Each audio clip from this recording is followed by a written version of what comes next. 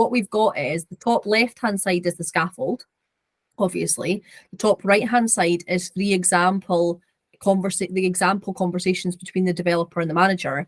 And then at the bottom, we've got end user and functional requirements. And basically what I wanted to do was just take 10 minutes to actually basically fill in the end user and functional requirements. It doesn't have to be me even that types them in. Maybe we could kind of take one each or something and have a little go at trying them. Maybe actually, since there's 3 of you, if Al, do you want to take the yellow row? And John, maybe you could take the pink row, and Gav, you could take the bottom row, the green ones, and we could have a little go maybe at trying to write some of them. And Morag and I, we could kind of just chat about it in a minute, maybe. I think that's more better than us just doing it all together, maybe. Yeah. So it's not to be unusual. Yeah. So Gavin, what you would be doing is looking at the green conversation between the developer and the manager, and then trying to fill out using the scaffolding the end user and functional requirements. But feel free to chat through with us if you're not sure. I'm not sure if we've got chat now. Do we now or not? We're in the... Oh, I'm seeing Debbie. It's my kids' responses. I know I'm not taking credit for those kids' responses.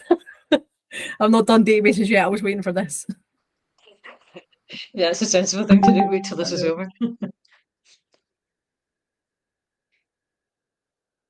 But John, you're already got a gold star. The user should be able to smashed it. One mark out of 3 for me. Are you marking them, are you? I don't know. I just feel like tick. That's what I was doing when I was trying to come up with them. Teacher in you. Yes. Teacher in you. Always it. Yeah. Red pen.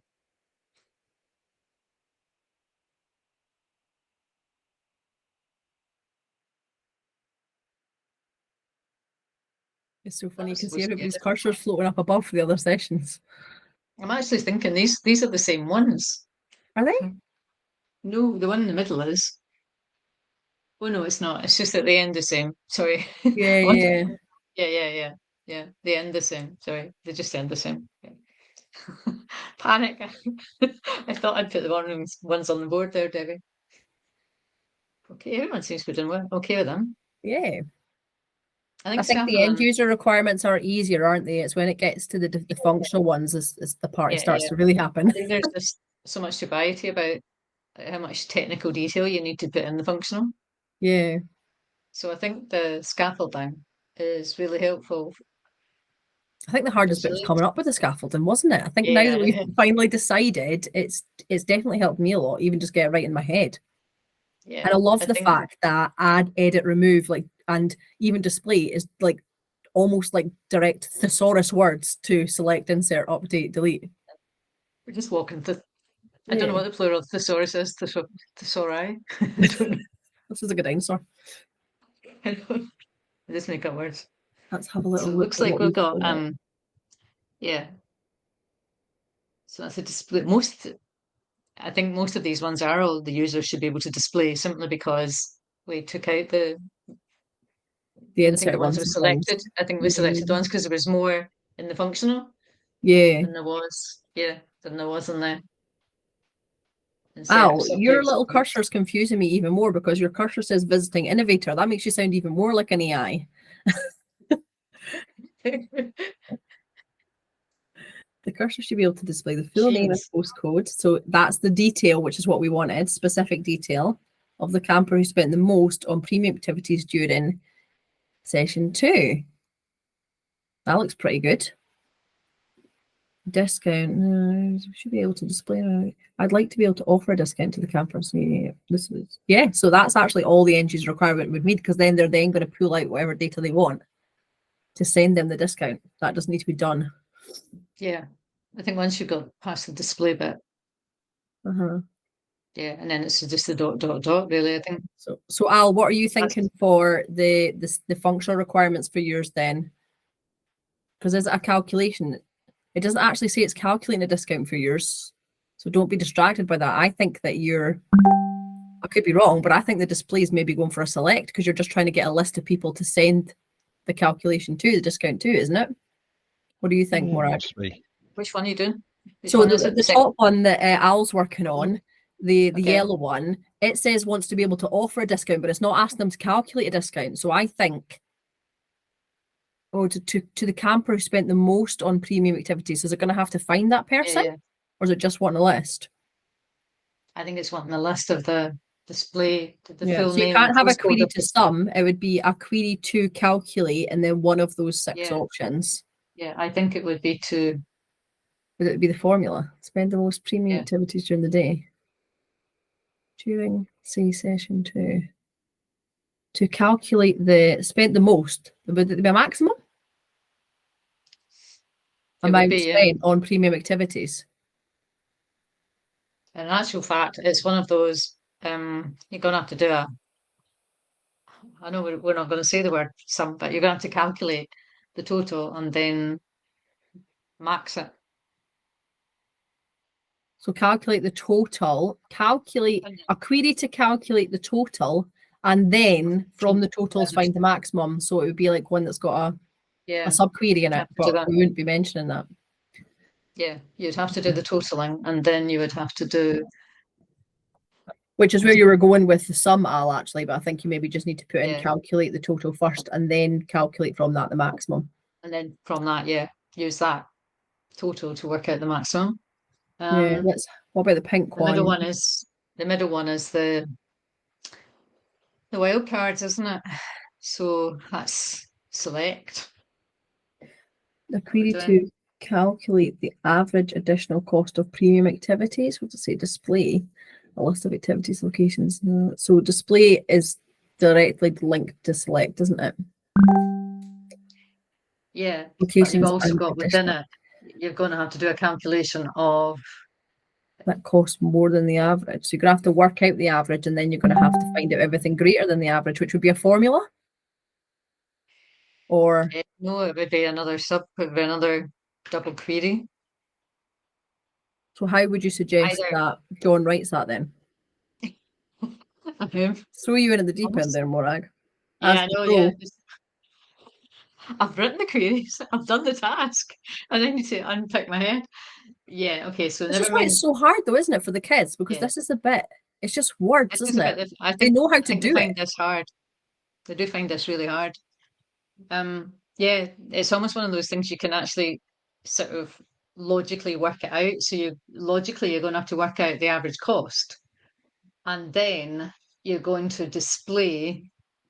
Which is what you So it'll had, be a John. I'm query so to sorry. calculate the average cost and display activities ending in ing, But it wouldn't which be display, it would cost. be select. It wouldn't be display, would Sorry, it? select, yeah, because I'm unfunctional, and select activities ending in ing, which cost more than that average.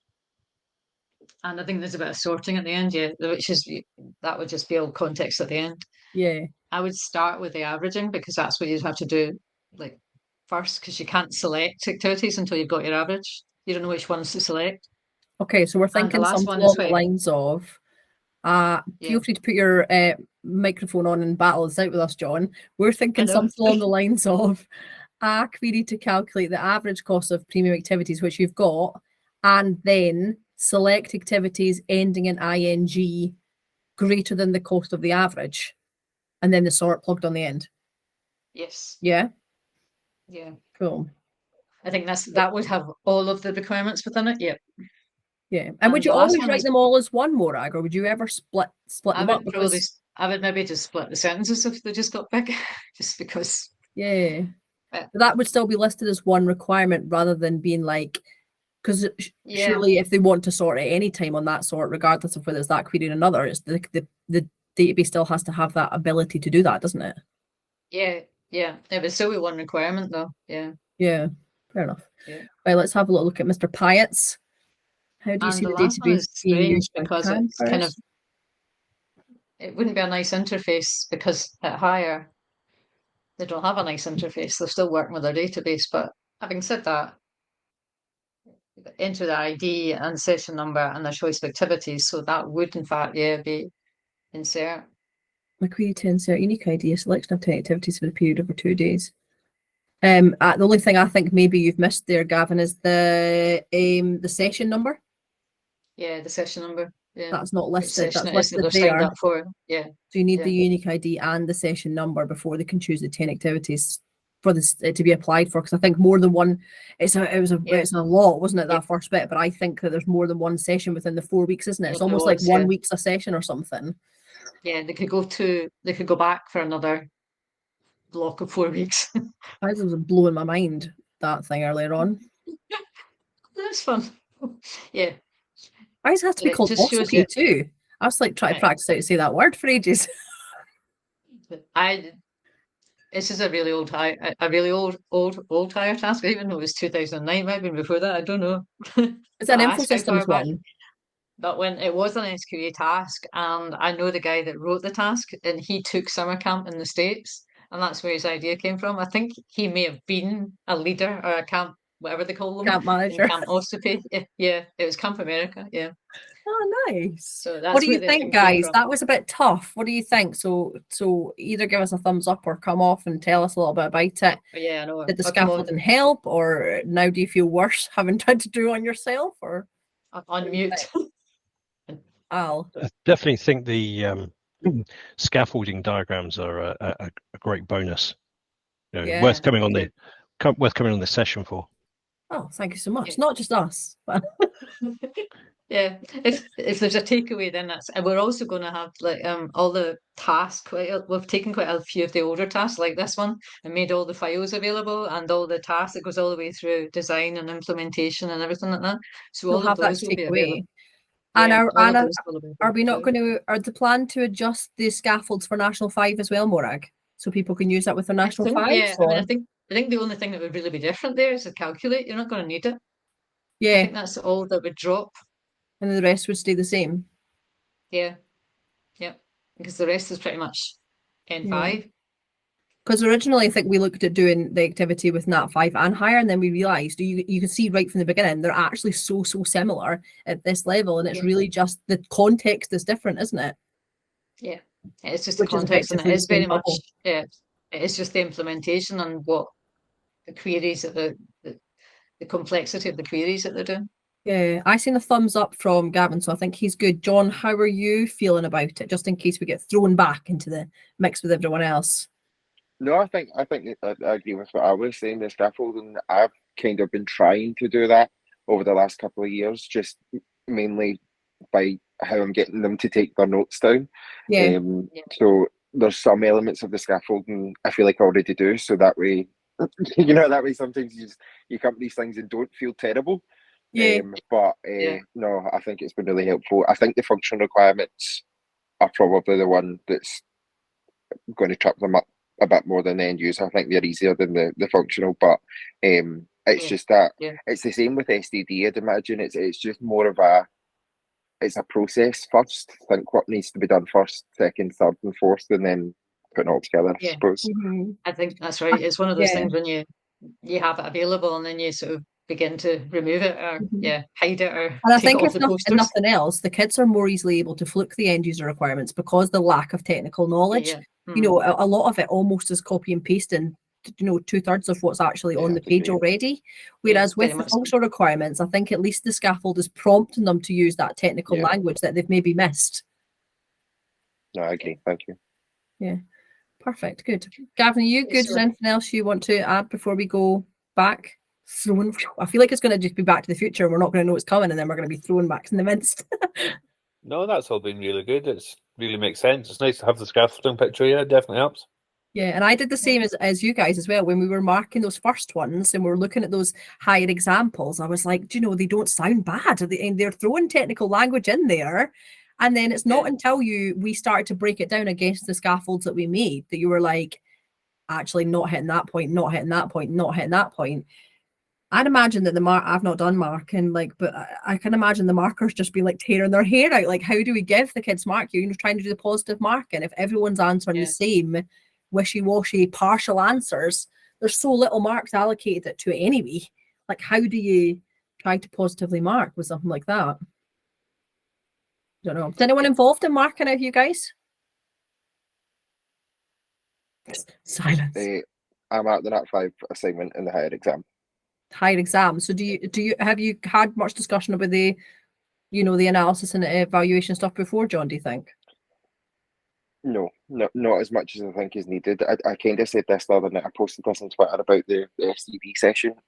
I feel these types of sessions are the things that I've kind of, as a student teacher, was sitting about, like, why do these not exist? Like, and I know there's course reports and there's understanding standards and stuff like that, but I always felt like before I became a marker, I always felt a bit out of the loop sometimes with like my colleagues that were, oh, you wouldn't get that in the exam, and I felt as if I was disadvantaging the kids, and so I think that sessions like this are really, really helpful in terms of the exam. There's been wee bits and pieces, but again, I feel like it's still heavily implementation and testing. In the exam and design, there's a bit of analysis and evaluation, probably more evaluation than analysis, but I don't think I've ever had a conversation that's went into as much depth as we have tonight, which I really appreciate. Yeah, that's right. And you know, I actually think it really does depend where you are as well. Like, I actually I've taught higher advanced higher Nat 5 for a long time, and I have like a big network of people. But I haven't been a marker before. But I know loads of people like Peter Donaldson and Greg Reed and things like that. Like, I know them personally, so I've had quite a lot of input at CPD events, because Fife's obviously quite a large area and quite a large network, and we do quite a lot of stuff in the inset days and things like that. So I've been lucky enough between that and Plan C and things that I've had quite a lot of input from people in the know, but it's so difficult as well. And especially if not even just for new teachers, but people who maybe like have came into computing and then, you know, all this stuff changed, or like I've taught with people who were maths teachers and then have kind of been forced into being computing teachers, and then this is new version of computing's come along, you know, the computing science, and they're like, what the hell? Like, it's just so difficult, and they're trying to get their head around the implementation, because that's where the big marks are at. And then this stuff just gets forgotten about. Yeah, I've seen that quite a wee bit about, like, with some of the colleagues I've worked with before. When they started, it was very hardware focused and info systems and stuff, and they've struggled with the heavy SDD side of things. And I suppose it goes back to what you were saying there about sharing practice and finding that network, which is why any student teacher I meet, I'm like, get on Twitter, get on Twitter. But no, I think that I agree with what you're saying. I think it depends on where you are and where you train and who you know, I suppose, sometimes. Yeah. Are you on the Computing Science Scotland team?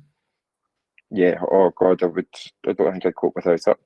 I know. So do you know what's really funny is, this is terrible, but so the first time I went on it, like got added to it by Brian Clark, I was like, oh my gosh, I'm so excited to get something for advanced higher. I've been teaching advanced higher for ages.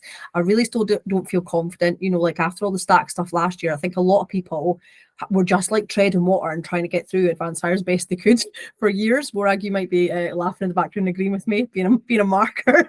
But like, everyone's just like, oh, advanced higher is so hard. And I went onto that Computing Science Scotland page being like, please be like this amazing person somewhere who teaches advanced higher, and there's going to be loads of resources in there. And I swear to God, I went in and there was just one comment that said, check out this woman's YouTube channel. She's posted some good videos for advanced higher, and it was mine. And I was like, no. You are the expert. I was like, my lockdown YouTube channel cannot be as good as it gets. Please, there must be more.